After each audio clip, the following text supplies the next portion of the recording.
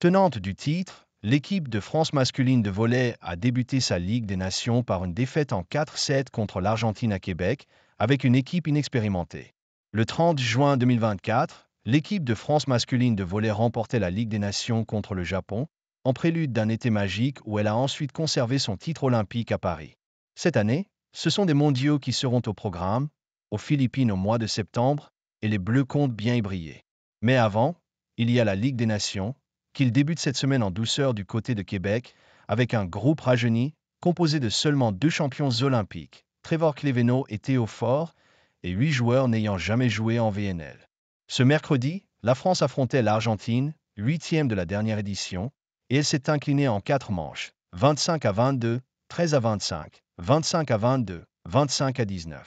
Les Argentins ont remporté le premier set sans jamais avoir été menés, même si les Bleus ont résisté jusqu'à 22-21.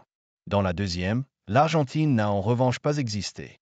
La France a mené 7-3, puis 15-8 et 21-11, et l'a emporté de 12 points.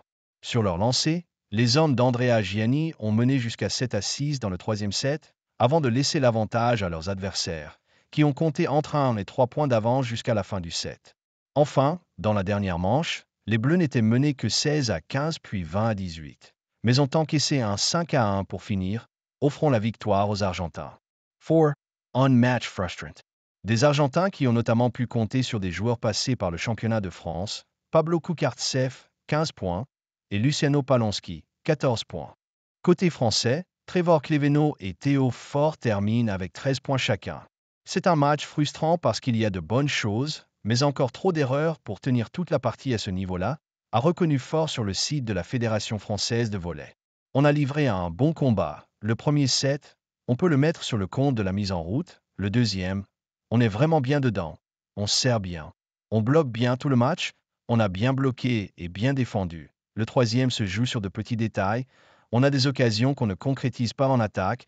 On n'arrive pas à finir des situations. Et contre ce genre d'équipe qui s'appuie sur un bloc défense fort, on ne peut pas se le permettre.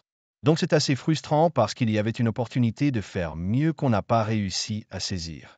D'une manière globale, on a fait trop de fautes, au service notamment. C'est dommage, parce qu'on a vu que dès que ça passait en face, notre bloc en défense était performant. On s'est enlevé nous-mêmes pas mal d'occasions de faire mieux. Maintenant, il y a aussi de bonnes choses à garder. On sait qu'on a encore du travail pour s'améliorer. Les Bleus vont désormais affronter l'Italie, victorieuse 3-1 de la Bulgarie, le Canada, vainqueur 3-2 de l'Allemagne, et l'Allemagne d'ici dimanche.